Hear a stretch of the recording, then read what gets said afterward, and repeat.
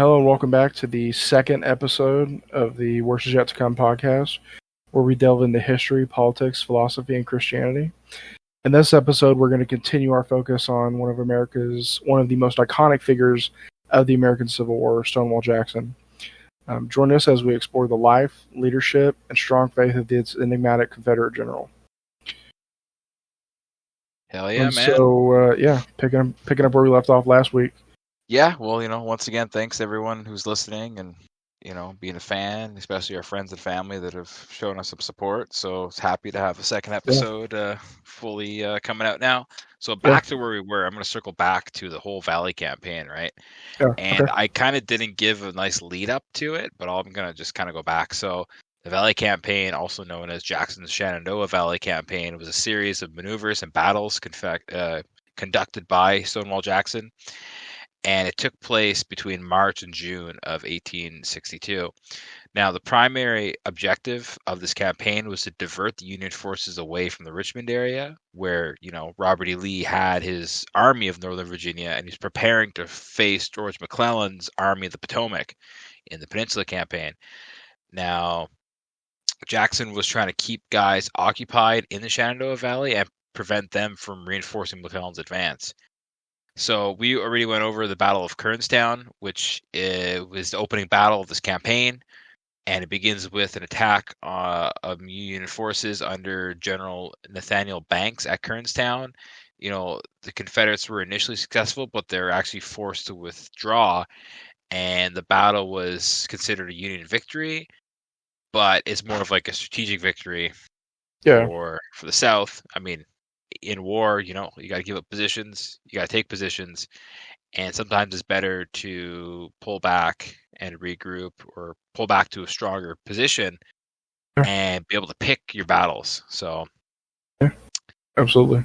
Yeah. So after that, it was the occupation of Winchester and Front Royal. So after the Battle of Kernstown, Jackson continued to move his men through the Shenandoah Valley. Like we said last time, they marched over 1,000 kilometers between March and June. So these guys are hauling ass. Some mean ass through this valley. During what'd you say, June, July? Yeah, it was March to June. Okay, yeah. God, and that like muggy ass spring. God, dude, muggy ass. I've never been to Virginia, but I don't know. Is it like humid down there? Like, what's the weather like? What's the weather situation?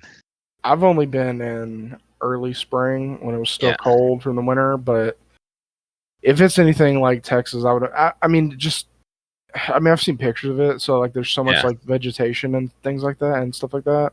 I would imagine that it gets muggy and it was like shitty. I would imagine that it gets very humid and just miserable. So, God, I couldn't imagine that. And again, like we were saying before we even started last week's episode, like they're wearing wool. Yeah, I mean the uniforms are terrible, man. God, just wearing wool and like you went to Texas recently, Texas.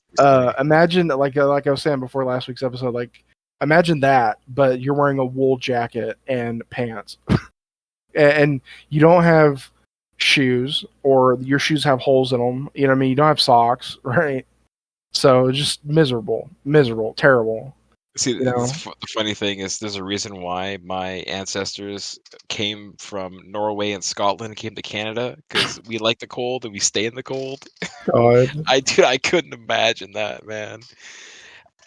Honestly, like when I was down in Texas, it was like plus 40. I was there for 5 days. Like it was hot. I couldn't imagine like these guys in uniforms. Like I know they're not in Texas, but it's hot. It gets hot in the southern parts of America and muggy and humid. Yeah. For anyone not Canadian, or for Americans, it's 40 degrees Celsius, about 105 Fahrenheit. Yeah. It's just so hot, and it's not so much the temperature as it is the humidity in Texas. It's when you like when you open the door of your Airbnb, you just get like the Mike Tyson punch of the Mike Tyson punch down the throat of just humidity, and you're like, Jesus Christ, I cannot breathe. Oh God. The least favorite thing I like about Texas is so hot, you know. But going back to Stonewall back to the Jackson, Civil War. God, Yeah. Anyways, like I was saying, like sometimes you gotta pull back and try to achieve a different set of goals. So essentially, whenever he pulls back after the Battle of Kernstown, he continues his movement through the Shenandoah Valley and he captures the town of Winchester. Then he moves and secures Front Royal.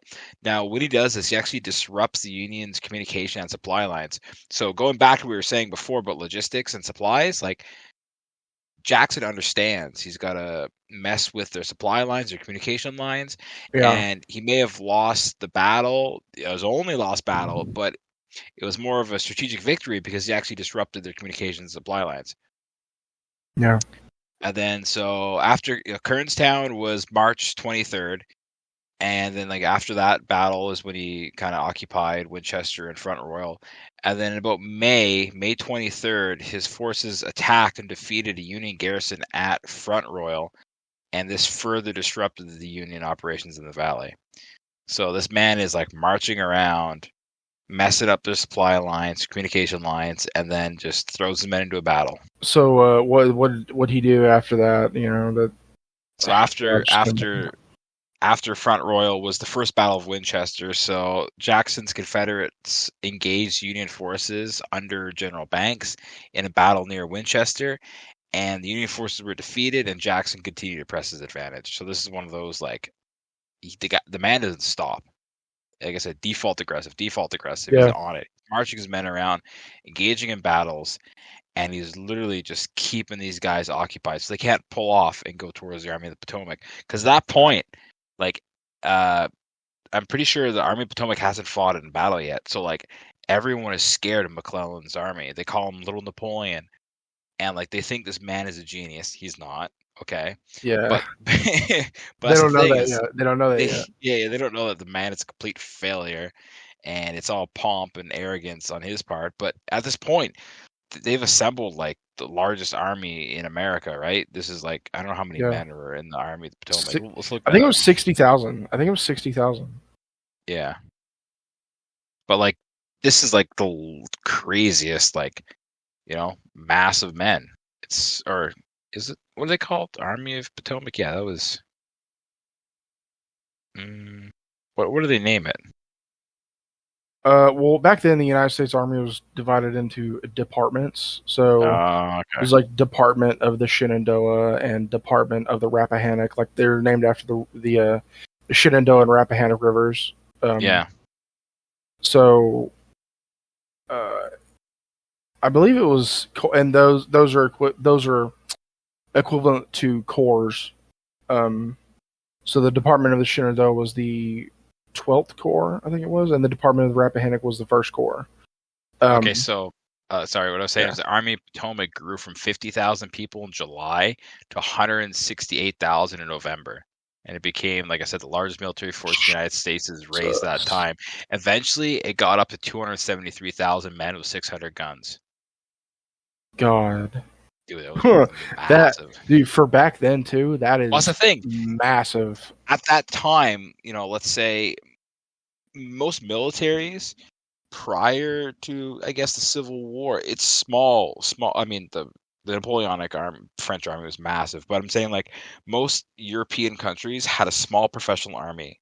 These men Yeah. were full-time soldiers, and these battles were fought between 20,000, God. 30,000 men, like, and that was the battle. It was just small groups.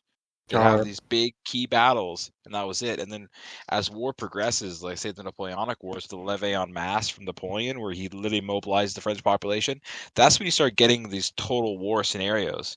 Because prior God. to that, it's just professionals fighting, and that's it. Small armies, and then yeah, Napoleon, boom, this. We have all these men just assembling. So like this was the big fear of the Confederacy, right? Was his army under McClellan. So, Jackson's campaign, like I said, was to keep them out of the valley and to keep the men tied up in the valley because, they don't want more men going off while they're trying to prepare Lee's army, right? Yeah. So that was Battle of First Winchester. And then shortly after that, June 8th, was the Battle of Cross Keys. So Jackson's forces repelled the Union attack, led by General John C. Fremont at Cross Keys. And this battle was part of the effort to keep the Union forces divided and prevent them from concentrating against him. So at this point, I guess the Union split their forces, and it's just one of the simplest principles of combat. Never split your forces. Don't ever do it. Just don't ever do it. It's simple, but they did it. Yeah. Right. So, and this is like a important thing that I keep going back to the Duke of Wellington, because this is a guy that I study and that I love. Is the French forces would always like divide themselves against him, and he would seek out one group, destroy them, move on to the next one. So this is the same tactic that Stonewall is doing here. Is, you know, these forces are dividing against him, and he's got to hit them and be aggressive towards them now before they can get back together and come back against them. Yeah. I remember it. I forget where it was, but it was like, I think it was a documentary I was seeing where it was talking about.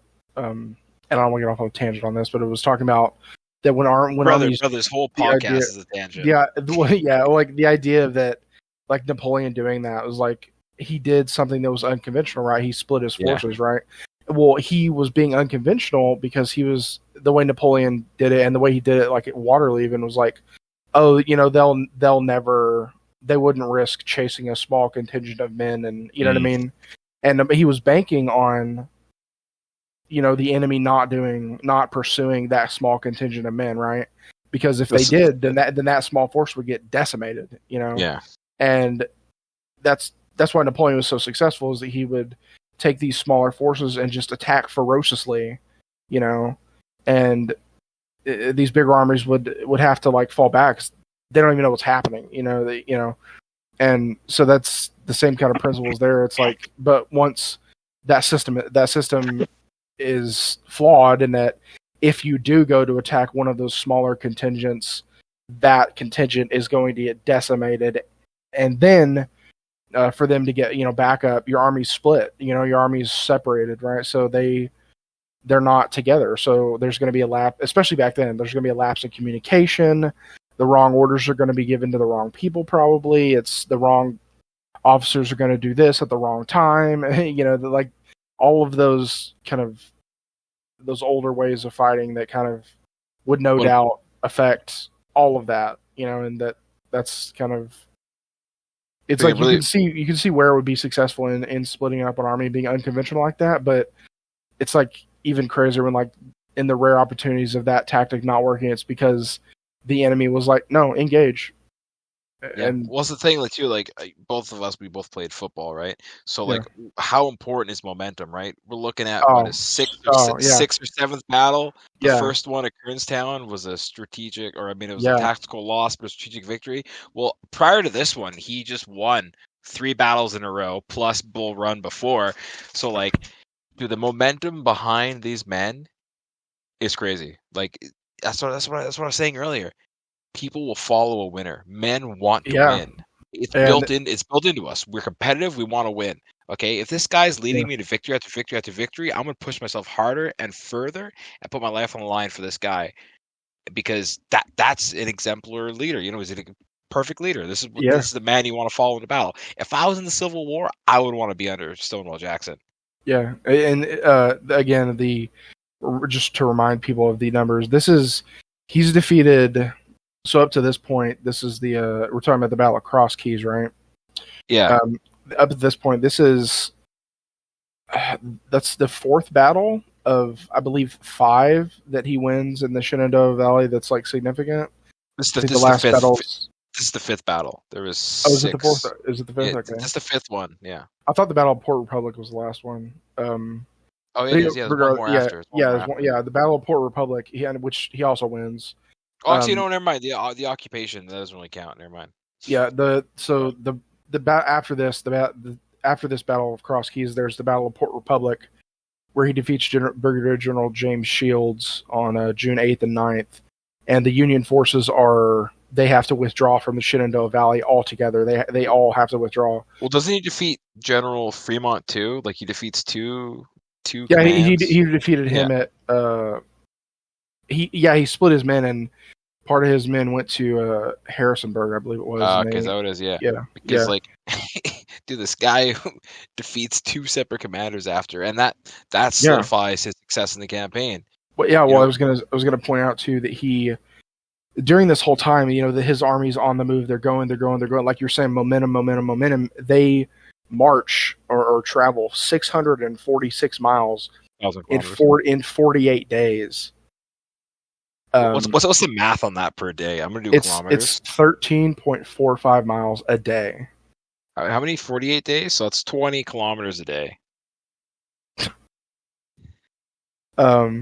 And which so is a lot. I mean, it's doable. Like, there's a lot of standards, like for the military, where you should be able to like ruck march that time. Yes, so, but it's insane. Every day.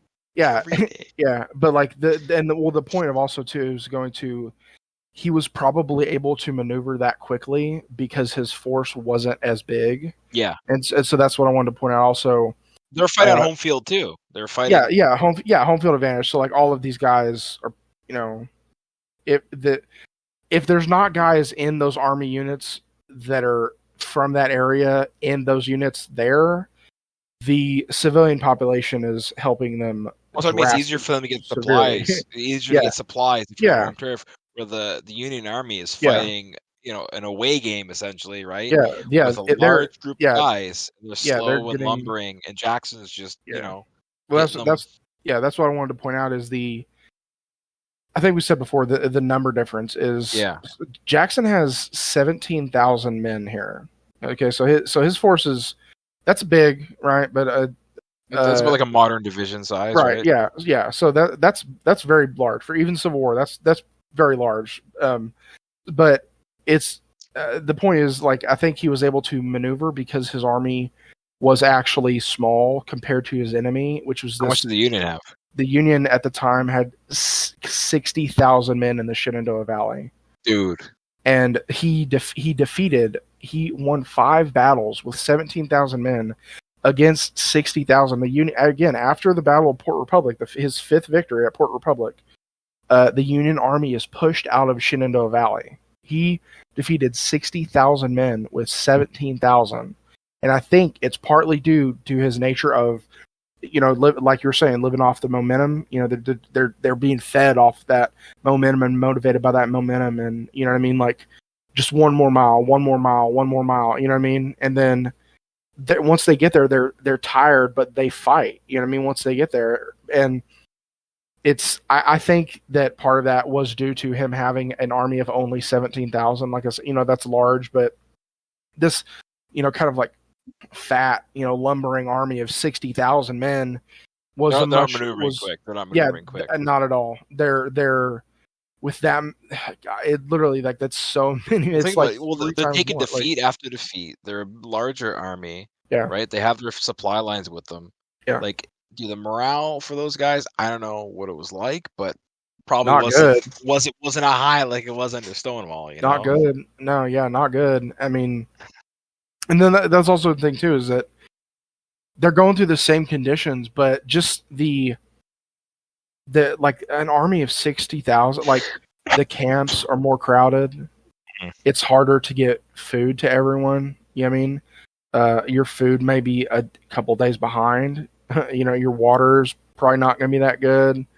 Like, your water situation is not going to be that good. You're like, just the filth and disease and like all of the stuff that accompanies an army of 60,000 men through non-native territory. They're not from the area. They get lost, shit like that. You know what I mean? Like, they don't know where they're going. They're going off of maps that are outdated. You know what I mean? They had spies, obviously, but just the fact that he was able to beat an army of 60,000 across 5 battles with only 17,000 men, while using this unconventional tactic of separating his, of doing these like smaller attacks, and like where he does find the enemy, he engages without a second thought, and that's what causes these routes. You know what I mean? That's what eventually gets him to push the entirety of the Union Army, 60,000 men, out of the Shenandoah Valley, and to a point we were saying last week that 646 miles in 48 days is why his troops earned the nickname Foot Cavalry, because they were, you know, they were marching, they were covering some ground. You know what I mean? So they're hauling some mean they're hauling ass ass, across. dude. Yeah, Dude, and like, hot, just hauling hot wool covered ass, dude. yeah, dude. God. I know why. The Southern troops didn't have shoes later in the war because he burnt through them all in the Shenandoah Yeah, Valley, man. yeah, they fucking walked them off. Yeah, this is where the South's God, shoes are, man. yeah, shoes got walked off in the Shenandoah Valley. God, Dude, I but was see, just gonna say. Oh, sorry.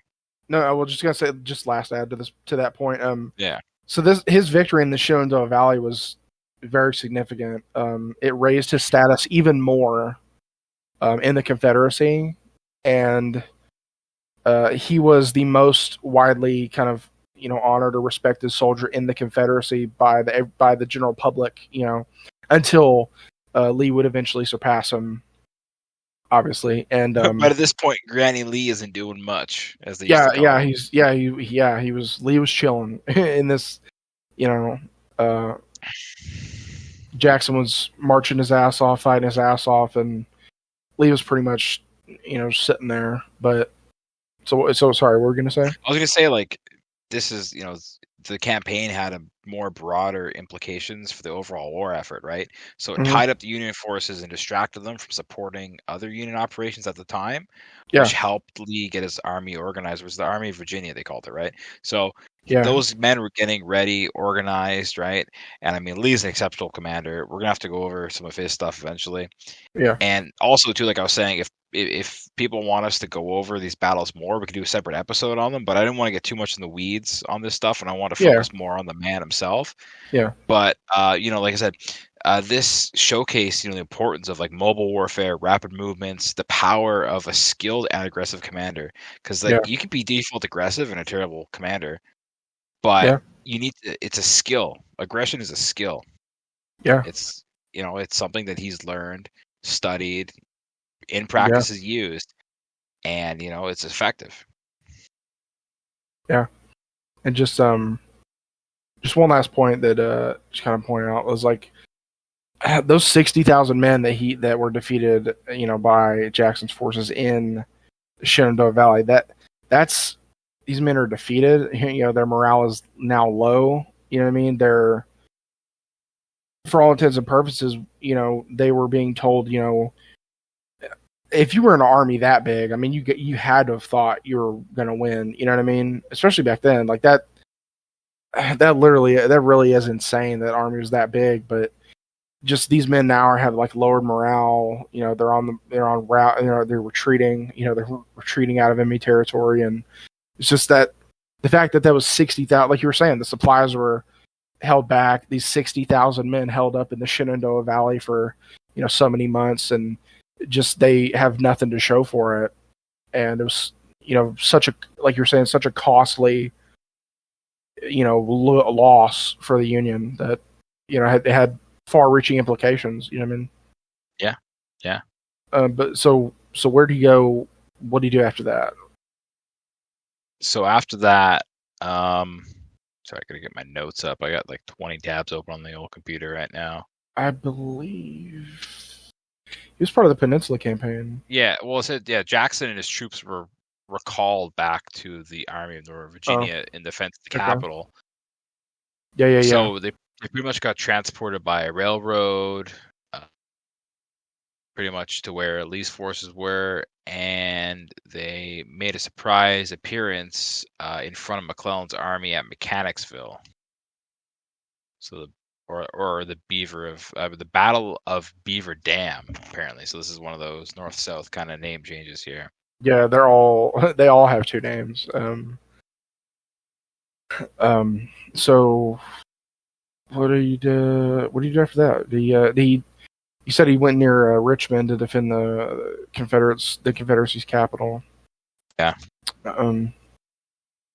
So part of that deal was so I guess his men were transported there, but his men did not participate in the battle. Apparently, there was so this is the 7 days battles from the Peninsula Campaign, which is pretty famous. So this is when Yeah.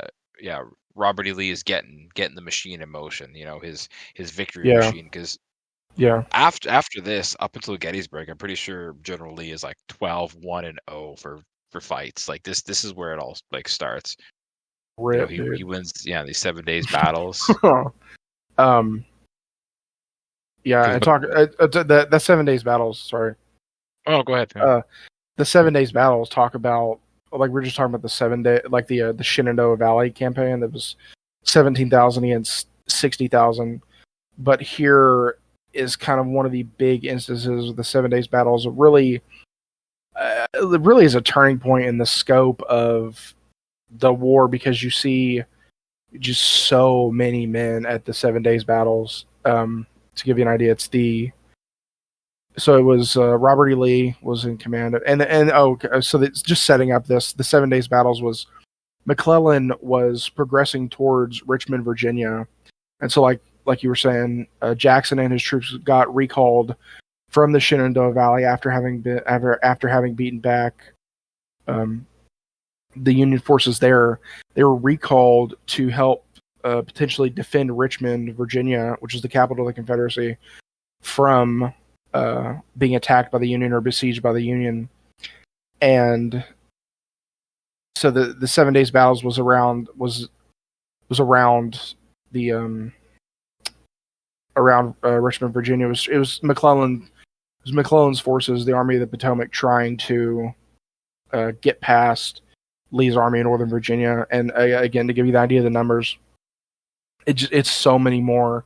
So Lee had at the time, in defense of Richmond, 92,000 men, and McClellan had about 115,000 Pretty at the close. time. So yeah, so it's on good even footing at the time, but just like that scope right there, that's 200,000 men, and like in one campaign, like that is significant. Like it's over. The whole campaign on both sides, it's over 5,000 killed.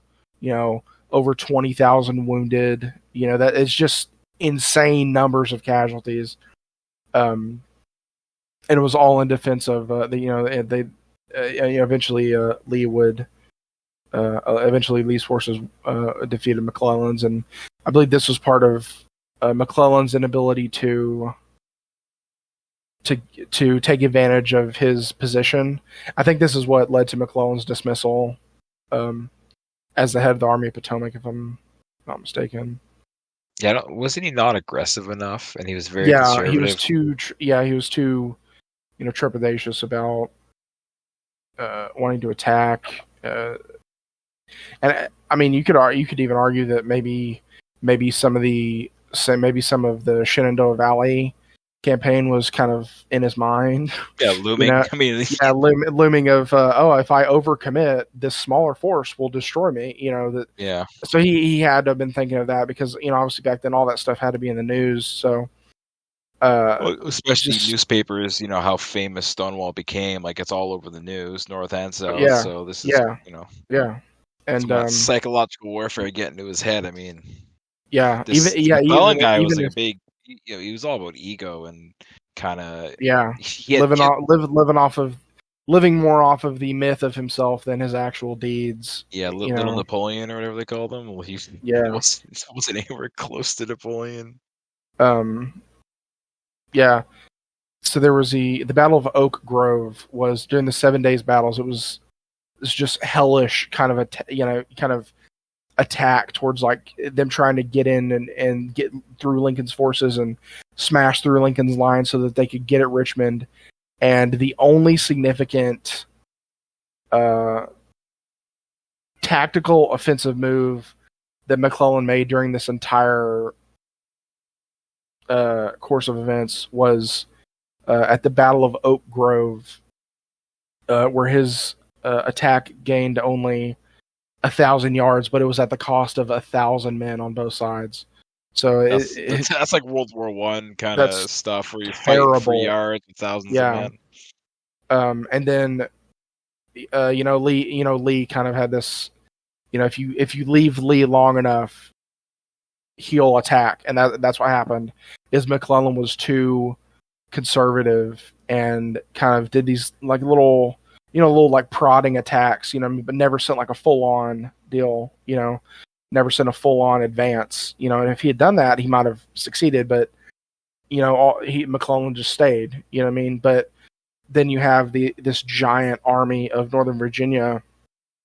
Many of these men are Virginians. This is their home state. This is the capital of their state. This new home game, man. It's like it's you think about men fighting for their own nothing home. Yeah, there's nothing stopping the Union. Think through the mentality of this. There's nothing stopping the Union men. There's nothing stopping Union soldiers from raiding and burning down, villages, property, destroying property, stealing. You know what I'm saying? Like, it just, and not to say like both sides didn't do that, but like that's what's going through these guys' minds. These men are Virginians. You know what I'm saying? This is their state their state capital is behind them. Some of them can see it off in the distance. You know what I'm saying? They can see the, as little of a, I don't want to say skyline, but the little silhouette of Richmond is off in the background. They know it's there. They can see it. You know what I mean? And they hear trains from it. And, you know what I mean? So they have in their mind, this is the I'm a Virginian. This is the capital of Virginia. This is my home state. This is my mother country. This is the capital of the Confederacy. We cannot waver. You know what I mean? So they're going through this, and McClellan is just playing around, like poking the bear. You know what I mean? He's not really committing too many men to an attack, and he's just sitting there waiting. And for like nothing, he's just sitting there. But that gives Lee, again, like I was saying, if you leave Lee long enough, Lee's going to maneuver, and he's very good tactically. You know what I'm saying? Lee was one of the men that was good tactically and strategically. So if you give Lee the opportunity, he's going to. If you give him the room to maneuver and get in position, he's going to do that, and that's what Lee did. You didn't. Think of it like a boxer. You know what I mean? A boxer that doesn't attack his opponent. You know what I mean? Well, the other guy is going to get ready, and he's going to really get his fist back, and he's going to swing away. You know what I mean? And that's what Lee did. McClellan was just prodding the bear or poking the bear, and Lee maneuvered, got into position, and ordered an offensive that pushed McClellan back, defeated McClellan and won this. But it's just the level of the scale of the conflict with this battle is very much a turning point in the Civil War, and I just wanted to like emphasize that, and the fact that Stonewall Jackson's greater place in this battle was that without a doubt his victories in the Shenandoah Valley were in the minds of was in the mind of McClellan. You know what I mean? He knew that Jackson's force had been called from the Shenandoah Valley, so he knew that he knows a competent commander is coming. You know what I mean? And warfare happens and it plays into his strength. Yeah, and he underestimates. He's scared to attack because he's scared that Stonewall Jackson maybe is going to maneuver around and get him. But while he's like focused on like, oh, what is Stonewall Jackson going to do? Lee maneuvers around and just gives him an uppercut, and he loses. And again, like I'm saying, that's what.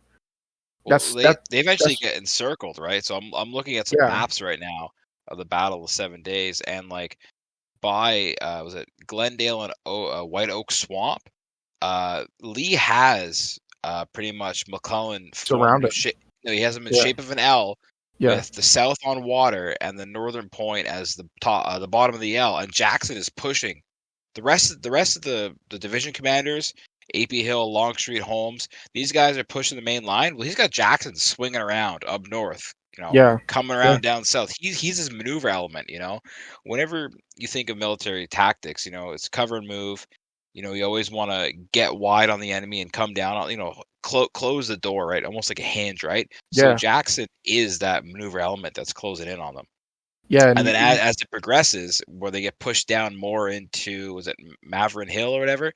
Dude, yeah, Jackson's men are maneuvering around them, and this is what pushes these guys into this little pocket. yeah, and it's the one of the worst situations that an army could be in. They are, Back to the water. by the Battle of Malvern Hill, they are backed up to, I believe it's one of the tributaries of the James River, or it might be the James River itself. They're nearly, they're nearly backed up to They're pushed away from the Richmond, which James is an River. important thing too, is they're pushed away from Yeah, Richmond. yeah, they've been pushed back off of Richmond. They're no longer a threat to Richmond whatsoever, and they're up with their back against a body of water, which is like one of the worst positions an army can find itself in, especially if it doesn't have, assistance. But luckily for McClellan, they did. They actually, so they didn't want to stay. Obviously, they didn't want to stay where they were at, but they were being protected by the Union had gunboats on the James River, and that's where another like shining area of the Union Army is that they always, or the Union Navy, I guess they always had really good naval support. So during this battle, once they got them backed up onto Malvern Hill, it was very kind of this like untenable situation for both sides because McClellan's forces could not stay, but Lee's forces couldn't necessarily attack because they had, like I said, gunboats, the Union gunboats on the James River that were backing up their own infantry. But it was going on a week. It's 7 days. So there's a week of this fighting, a week of getting pushed back on the part of the Army of the Potomac and under the men in McClellan's forces. But McClellan wrote, while he's backed up, says that he's feeding messages back to the War Department in Washington, and he's saying he's facing up to upwards of 200,000 Confederates, and he despite having 100,000 men, needs major reinforcements. When in fact he's actually outnumbering Lee's forces, but he's reporting back to Washington that he's actually outnumbered. But it's just insane. This entire like series of events, the 7 days battles, insane. Kind of maybe wanted to finish up talking about Jackson's participation in the 7 days battles. Yeah, I mean, like I said, pretty much he was like the hinge closing, the door of the position, right? Until they got them kind of cornered up against the water, and then after that, it was. Yeah, so they got away by boats, didn't they? Or like how does this end for the Union? So Jackson, like Lee finally ordered the the front. Lee is very famous for the charge. You know what I mean? The frontal assault type deal. So Jackson's forces participated in the entrenched Union, the assault on the entrenched Union forces on Malvern Hill, and suffered heavy casualties because of this. And he was kind of off his game during this, and they think it was to lack of sleep because he had, like I say, he just came from the Shenandoah Valley, so they were on the move there. They were moving, and then they get the order to, okay, go to Richmond now. And so it's believed that he wasn't probably thinking right, and that he was suffering from a severe lack of sleep because of sleep deprivation. Really messes with your mind. Yeah. So him and his men are just exhausted, and then they're unable to gain any ground in this attack at Malvern Hill. All right. Going back to the question I asked you earlier about what happened to the troops after. So McClellan's men pulled back to the James River, and under the cover of the gunboats, they felt a little bit safe. And Lee's army took a bit of a beating, and they had less men. These are ill-affordable casualties, right? When you think about like the North has such a manpower to draw from, the South doesn't. So they kind of take it easy and pull back to the safety of Richmond. And McClellan kind of scampers away with his tail tucked between his legs. But yeah, I mean, that's the end of the 7 days battles. And I mean, like I said, dude, these guys are maneuvering, assaulting positions. Like these guys are burnt. Like, yeah, Lee was like, all right, we got to get the guys back to Richmond and rest them. Because, like, that's really important things. Like, you want to push your men to their absolute limits, but at the same time, you need to understand when your people need a rest. And you don't want to go too far because it's actually, like, hazardous to your army, morale, and physically to these guys if you keep pushing them.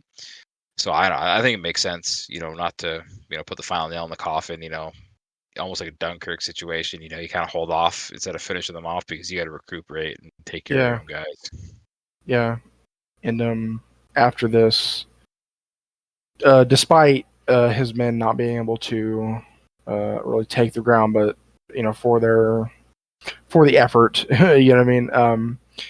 Despite this, it was a Southern victory, but it wasn't a decisive victory in that they were able to. This is what they're waiting for. Everyone's waiting for a decisive victory. Yeah, this is more of a grind. Yeah, it just doesn't come.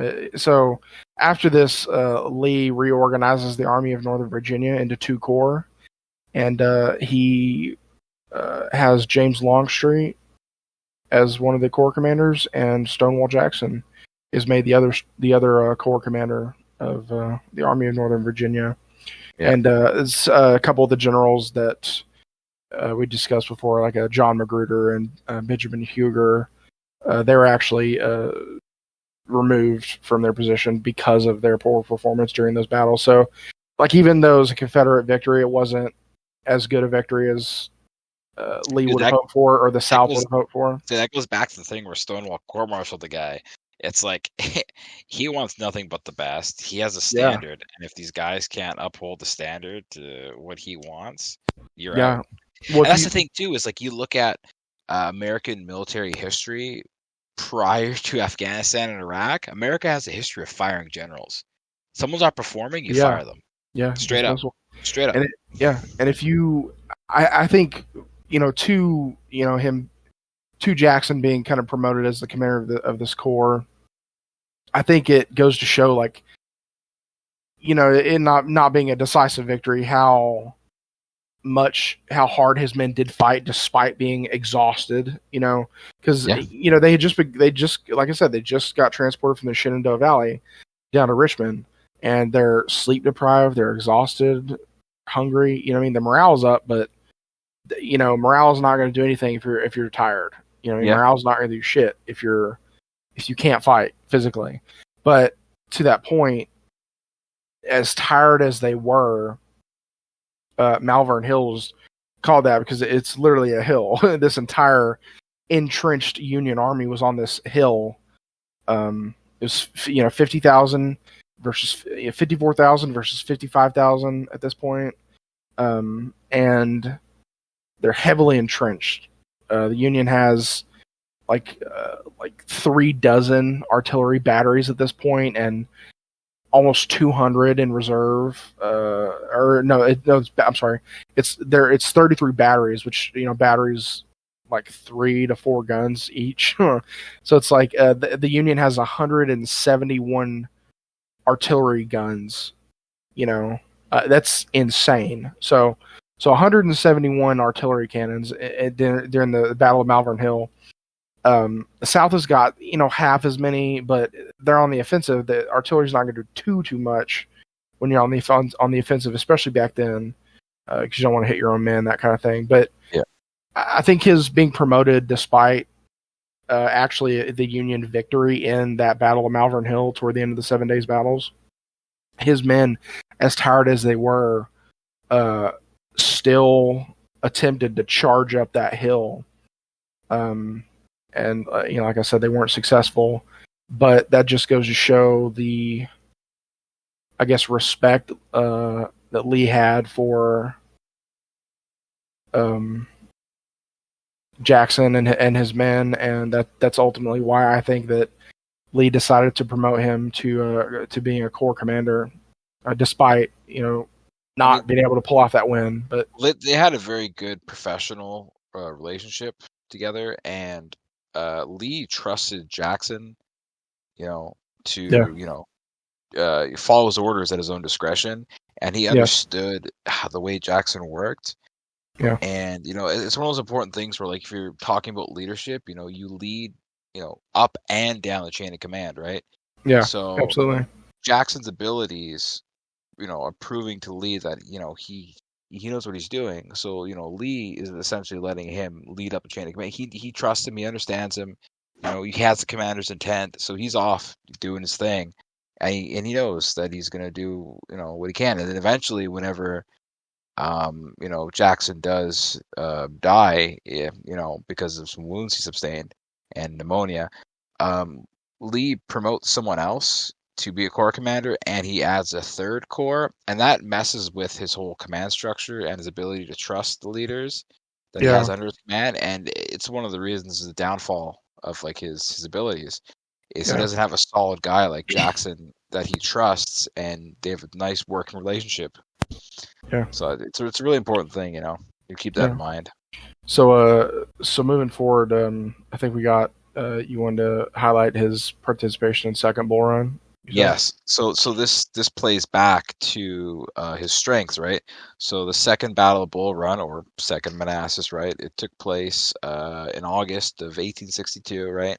yep, And essentially during the battle, his Jackson's forces were instrumental in achieving the Confederate victory. So you know yeah, Lee's plan for the battle was like strategic flanking movements that were aiming to cut off the Union forces that were under Pope at this point. I'm pretty sure McClellan got fired, right? Was after yeah, this? yeah. Okay, right. And the funny thing is, didn't McClellan make like a run for president after against Lincoln? So like he's a little God, schemer, but yeah. So God, so the whole point was to cut off the supply lines and force them to retreat. Right. This is Lee at this point understanding the strategic value, right? This is a strategic flank. It wasn't a tactical flank, it's strategic, right? You got to keep the difference of those two things, right? So, Jackson's role was to execute the maneuver and strike the Union forces from an unexpected division or direction. So this is playing into Jackson's strengths, right? Fire and maneuver, march your men hard, you know, disrupt the supply lines. Like this is classic Jackson, yeah, and especially the leadership and like the grand vision of Lee. Like this is a great dynamic that's yeah, going on right now. yeah. So It's uh, like it's like it goes back to that classic, Robert E. Lee strategy. You see him do it multiple times throughout the war. It's he's got his army in two wings, like you said, and once he adds that third wing, he kind of it's not really it kind of conflicts with his strategy because yeah, exactly, yeah, his strategy is he does his army in the left wing and a right wing, and one of the wings in this case in Second Bull Run it's Longstreet. It's kind of funny the the contrast between James Longstreet and Stonewall Jackson is James Longstreet was uh, advocated for or like defensive tactics and staying stationary and you know what I mean, just kind of sitting back and waiting. Some more conservative, and Jackson, like you pointed out, is attack, attack, attack. Right. So Lee knows this about his two corps commanders. So what he does is he has Lee's, or I'm sorry, what he does is he has Lee Longstreet's right wing. Longstreet is the right wing of Lee's army of the Army of Northern Virginia. So he has Longstreet stay stationary, and Jackson is the like you were saying before the swinging door. You know what I mean? They like it's the a maneuver element. Yeah, it's like the yeah. hinge on the door. Yeah, Yeah, like the main the was it the 19th Maine or 18th Maine at Gettysburg do the same kind of thing. The swinging door. yeah, But yeah. Lee does this with an entire army as Core, composed. yeah, Yeah. core, yeah. So this entire core of his army, this entire half of his army, swings out. Jackson's corps, it's the left wing of his army, while Longstreet's army is stationary and the Union army is focused on them.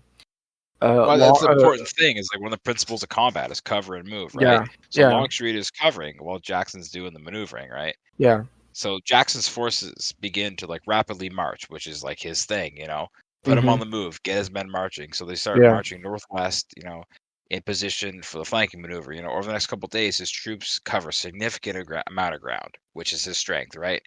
And then on the 28th, they attack the Union forces under Major General John Reynolds near the Manassas Gap Railroad, right? So during the battle, his forces attacked the Union left flank on the rear. So they've gotten completely around like the Union. So they're attacking the left and the rear.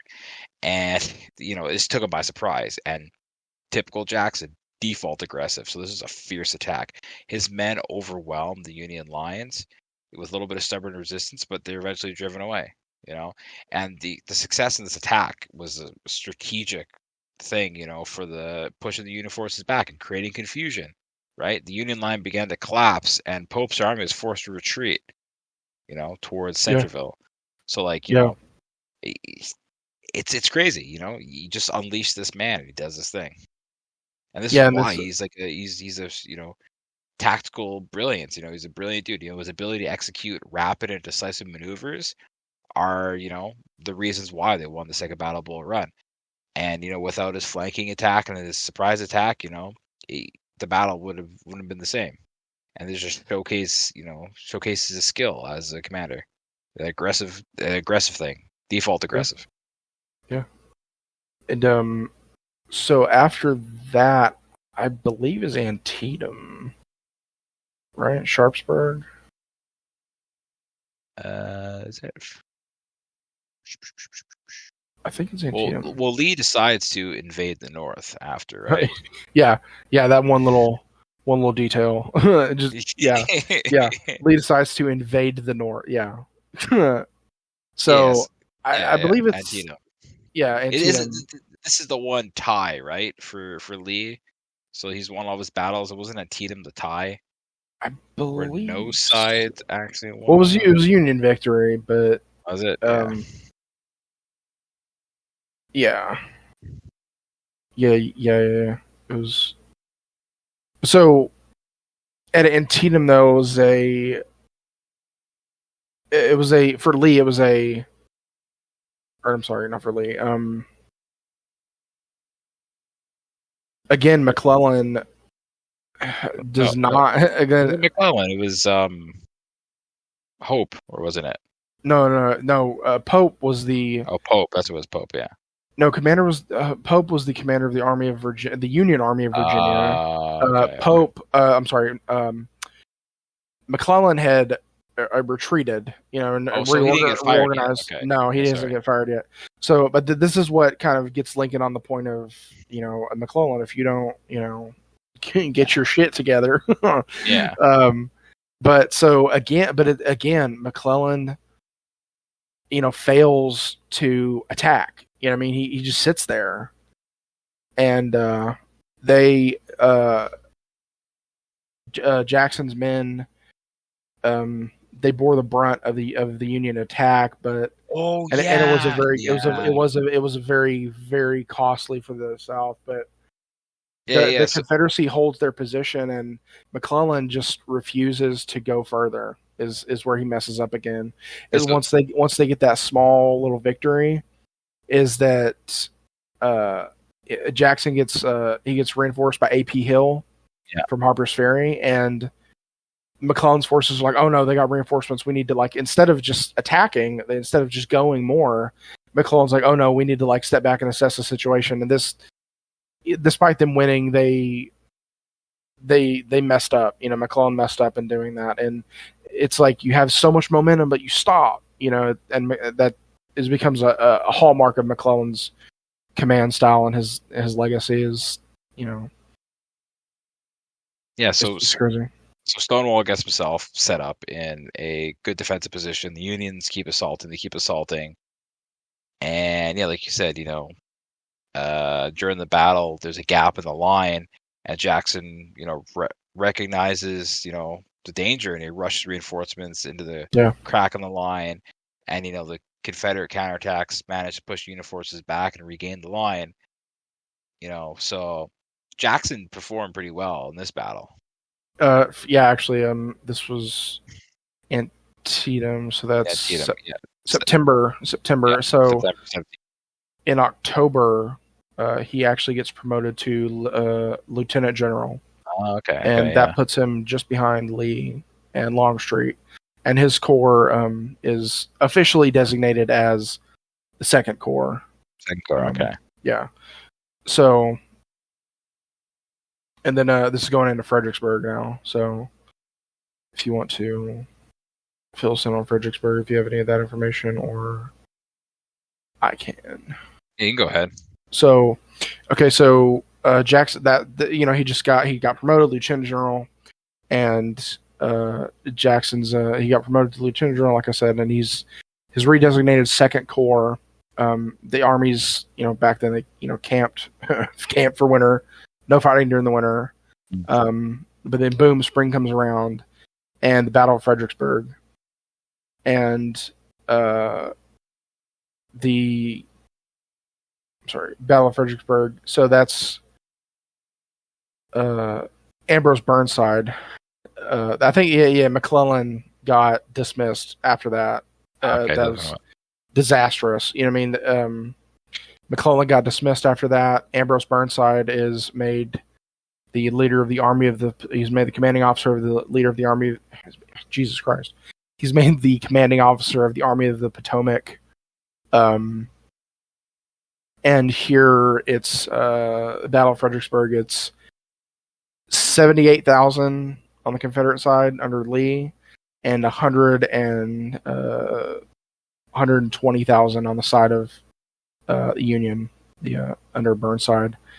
And again, it's one of those crazy situations where it's coming right off this. Burnside has just been promoted for after McClellan in action, right?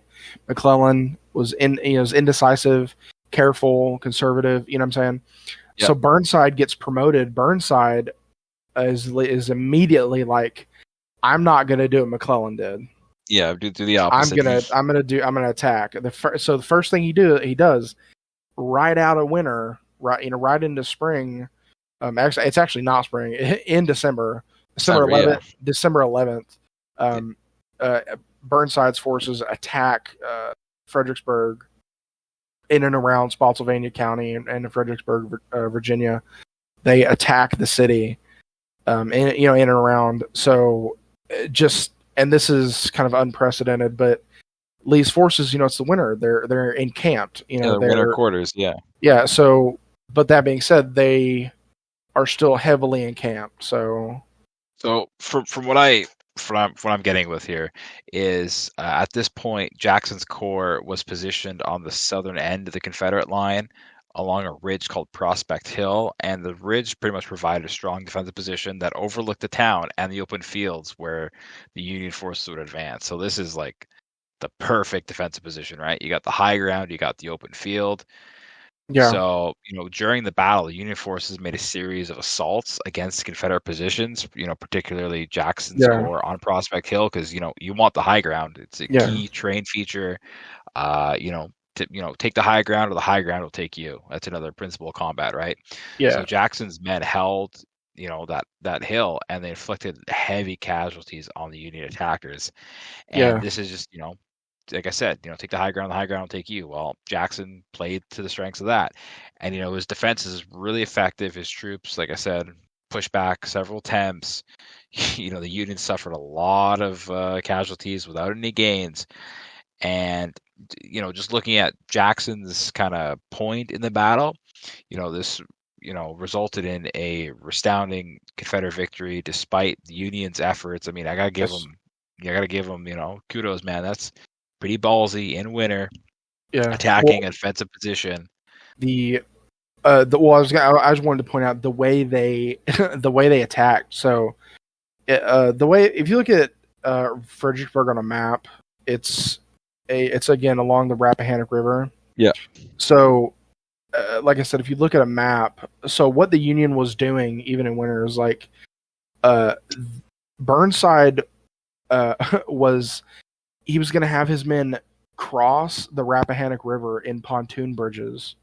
Oh yeah, and this delay, right? So from the town, from Fredericksburg, Lee is able to witness, and his scouts are able to determine that, oh, we know where they're going, we know what they're doing, we know what they are, planned. We know that they're maneuvering. We know that they're maneuvering to get into a position to cross the river, and the pontoon bridges are delayed for Burnside. And by this time, Lee's army has shifted to that side of Fredericksburg, facing that side, and that's where Jackson's men are. Is in that initial. They're the first line for Fredericksburg. Is Jackson's men. So the Union Army does actually. They get the pontoon bridges put together. They're able to build these bridges across. And it was like a beach, like a beach, and then the city, right? But yeah. the Confederate forces are heavily entrenched in the city, right? So they batten down all the hatches in the city. You know what I mean? They built like barricades and defensive positions, trenches, that kind of thing, right? So the Union gets those pontoon bridges across the river, but as soon as they start marching across in droves, these thick, like filed lines, they're under direct fire the entire time they're crossing. And then once they get into the city, it's like urban combat, but it's in a city that the Confederates have been camped out in all winter. Yeah. So, is this the one where Jackson's men, or some of the men, were actually along like a stone wall firing down at them? Like, they had like total fire superiority, and these guys were just advancing into hell. That might have been Antietam. Was that Antietam? Yeah, I'm not too sure. I'm not too sure about that. But so it was just so crazy because despite Burnside's best efforts, it was just such a costly victory. And again, I wanted to go over the numbers again. So it's 72,000 were engaged on the Confederate side. 114,000 were engaged on the Union side. So literally, it's twice as many, right? Yeah. So Lee's forces are outnumbered 2-1. But Lee's forces are in a defensive position. They're in the city, right? So yeah. The casualties are such a disparity, and you see that with the defensive, with the with the frontal assault on the defensive positions. Because despite Burnside's best efforts in trying to set a good example of being like, I'm not going to be like McClellan, I'm going to attack, and he does attack, but it's a costly attack. And in this one, over, it's 5 days, I think it is. It's 5 days, the Battle of Fredericksburg. Over 5 days, Burnside's Army of the Potomac suffers over 12,000 casualties. So it's about 1,200 men killed, 9,000 wounded, and like 1,500 captured or missing. Compared to Lee's 5,000 casualties, that's 600 killed, 4,000 wounded, and about 600 captured or missing. So, despite Burnside's best efforts in trying to turn over a new leaf and do everything in his power to say, I'm not going to be like McClellan. I will not sit back and wait. I will act. I will attack. This is the first thing that happens when he becomes commander of the Army of the Potomac. And Stonewall Jackson's forces, during this defensive, during their defense in Fredericksburg, the portion of the Union Army that's attacking Stonewall Jackson it's led by Major General William B. Franklin. They actually at one point do pierce Jackson's forces to the south of Fredericksburg, but Jackson's men, still kind of unwavering. They do get pierced, but then they're able to close that gap. They're able to close it up and push Franklin's men back, and they're able to actually repulse the left wing of Burnside's army. So that's pretty cool, you know what I mean? Yeah. And that goes to show that just another example of Jackson's steadfastness, and I could just imagine him commanding the defensive of this position and urging his men on to not give in, and that kind of thing. It goes to show that he, unlike Burnside, you could say Jackson made good on his promotion and did good after he was promoted. As for Burnside, it's just kind of unfortunately for him, wasn't able to perform adequately. So where are we at now? So the next battle after this, so I gotta look at my notes here. It's Chancellorsville, isn't it? Yes, it is Chancellorsville. So this is with the Army of Potomac's new commander, Major General Joseph Hooker. Yeah. Yep. So you wanna lead us into that one? Yeah. So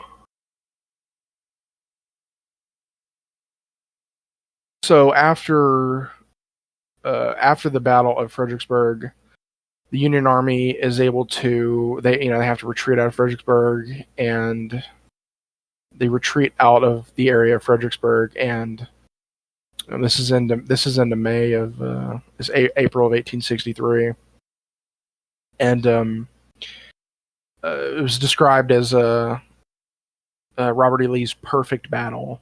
Because his kind of, it was kind of risky in that he did the no that we talked about.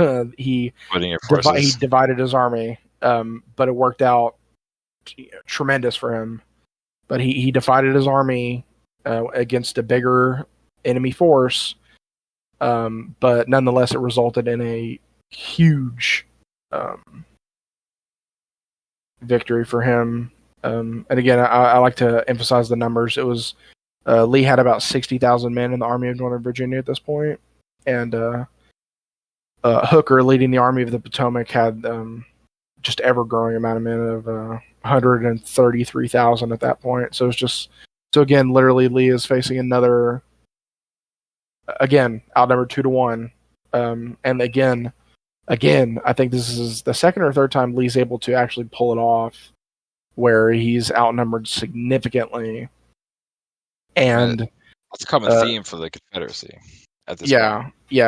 Especially at this point. And it'll be like this until about Gettysburg, and the Union's able to stall Lee once and for all and really push back down into the South. But so in this battle, again, taking his men on the flanking maneuver, right? Well, no, I was going to speak more to. So Hooker is, I think maybe Lincoln maybe a little bit too quickly dismissed. Damn, who was it? No, it was. Damn, jeez, who was it? We were just saying his name last time. Burnside, Ambrose Burnside. So I think Lee. I'm sorry. I think Lincoln too quickly fired Ambrose Burnside, because the man he appointed in afterwards, Joseph Hooker, was essentially another McClellan. He was timid.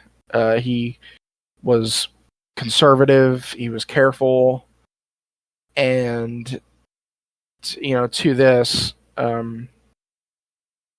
Hooker moved a lot of his army up the Rappahannock River, and it actually crossed. And a Union cavalry general, George Stoneman, started to attack Lee's supply lines just at that same time. So Lee is kind of alerted to these attacks, and he turns his attention towards this area. And so what Hooker did was he was going to have his men cross above Lee, and then he was going to have his men cross below and then surround them. But Lee, like I said, he separates his forces, and one corps goes one way, the other corps goes the other way, and is able to actually hold back both wings of Hooker's army, which is likewise trying to attack from two angles. And It's the second, considered the second bloodiest day of the Civil War. Was May 3rd. Lee launched multiple attacks against the forces in Chancellorsville, and the casualties were just staggering. Trying to see. So the third day was in Chancellorsville proper. So it's 76,000 Union men against 43,000 Confederate men. And just like I said, so they're able to hold off both of these, these flanking maneuvers at Chancellorsville. And I believe it's at Chancellorsville where I'm trying to figure out what day it is in the battle itself, but I have all that stuff. Jackson gets go over it. Yeah, Jackson gets wounded. So could you take over from there and kind of give us a little bit of information on what happened? So like I was saying before, Jackson's forces went on a daring flanking maneuver against the Union Army, and this maneuver became Jackson's famous flank attack with significant Confederate success. So on May 2nd, while returning from a reconnaissance mission, Jackson was accidentally shot by his own men, who mistook him and his staff for Union cavalry. Yeah. So unfortunately, Jackson was seriously wounded with an injury to his left arm and his lung, and his arm was amputated. And he actually showed some initial signs of recovery. However, he developed pneumonia and other complications. Like I said, he had a wound in his lung too, so that didn't help. And he ultimately died on May 10th, 1863, at the age of 39. So, I mean, I'm pretty sure there's a whole thing where they buried his arm separately from him. Yeah, I believe I heard that too. Yeah, there's an actual grave marker. It says, Stonewall Jackson's left arm. And essentially, like I said, he died at the age of 39. This man was achieving these decisive victories with this excellent, tactical and strategic mind at the age of 39. If you look at the average age of a general, in World War II, it's 50, 60. He's a pretty young guy. He's a pretty young guy. Yeah. Did you have what the doctor wrote when he was at Jackson's side when he passed? Did you have that written down? No, did you have that? Yeah, I got it in front of me. So this is what Dr. McGuire wrote when he was with Jackson. So Jackson actually died from complications from pneumonia. The guy said, but it was also 8 days after he was shot. So I'm thinking maybe he never just recovered from that. It's a pretty big shock to your body at that point. From amputation, right? Yes. There's no modern anesthesiology. Yeah. Right? There literally is a dude with a saw sawing your arm. Your body's got to go into shock. Yeah. And it is terrible ramifications from that. So this Dr. McGuire wrote about Jackson's last moments. So this is a quote from Dr. McGuire's a letter or a diary that he had. So it says, a few moments before he died, he cried out in his delirium, "Order A.P. Hill to prepare for action. Pass the infantry to the front rapidly. Tell Major Hawks," then stopped, leaving the sentence unfinished. Presently, a smile of ineffable sweetness spread itself over his pale face, and he said quietly and with an expression as if of relief, "Let us cross over the river and rest under the shade of the trees." And then he passed away. And upon hearing about his death, Robert E. Lee really mourned the loss of his friend and his trusted commander. Yeah. And he sent a message to a chaplain to say, give Jackson my affection and regards. Say to him, he has lost his left arm, but my right. And the night he died, he told his cook, "William, I have lost my right arm. I'm bleeding at the heart." Like I said, these dudes. God. It hits deep, man. Think about the professional relationship they had with each other, the trust. Yeah. the thing about warfare is it bonds men like ways that we can't understand. You know, like the connection these dudes had, professional, personal, like this was it, man. It was his go-to guy, and he just died on him. You know, Yeah. unfortunately by friendly fire, and that's a terrible Yeah. thing. And I mean, this just shows, the dichotomy of war is, you know, you're on the top, Yeah. and then you're dead. Yeah. Jeez. Yeah. Yeah. Do we And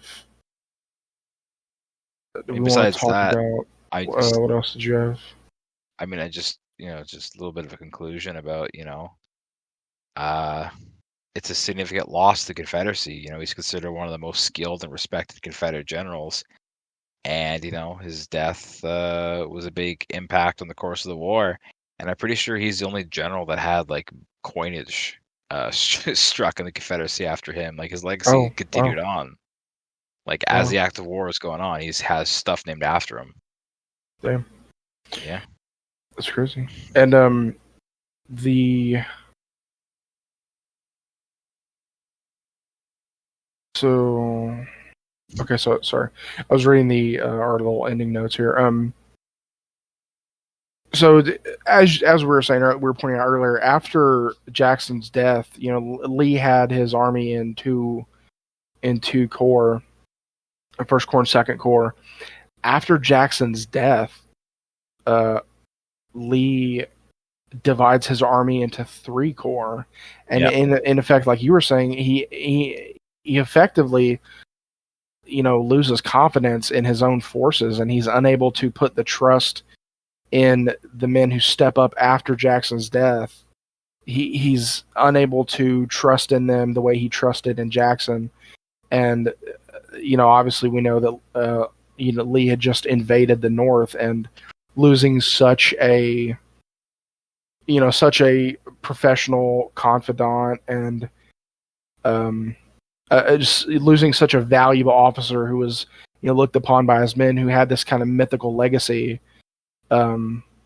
is kind of maybe lowered Lee's morale, maybe made Lee a little bit more cautious about what he could and could not expect of the men under his command now. And I think it's goes a lot to say, like you were saying, how Lee was personally affected and taken aback by the loss of Jackson, and really how it kind of shows that he could no longer entrust his army to only two men, Longstreet and Jackson, because Jackson wasn't there. So it's almost like Jackson had to be replaced with two men, and these two men that he chose, that Lee chose, were not necessarily men he could trust as much as he did Jackson. So that's really interesting point there. The last remarks that I want to make is kind of some reflections from some historians about Jackson. And Stephen Sears states that Jackson was fanatical in his Presbyterian faith, and it energized his military thought and character. Theology was the only subject he generally enjoyed discussing, and his dispatches invariably credited an ever kind of providence. And James Robert Jr. suggests that he was a Christian soldier through and through in every sense of the word. He thought of war as a religious crusade, and he viewed himself as an Old Testament warrior like David or Joshua, who went into battle to slay the Philistines. Wow, that's crazy. Yeah, that's all I gotta say. Yeah. I want to thank everyone for hanging in for this two-parter and listening Yeah. to us ramble on about a subject that really interests us. Yeah. And we really look forward to making some more episodes. And down the line, our next episode is hopefully going to be on the Battle of the Plains of Abraham, a pivotal moment in Canadian history, or the foundation of Canadian history. Yeah. So tune in for that. Harry, any closing remarks? No, you got it, man. Couldn't have ended it any better way than that, I think. Hell yeah, brother. Well, we'll Hell yeah. ramble on another week. Yeah. See everyone next week.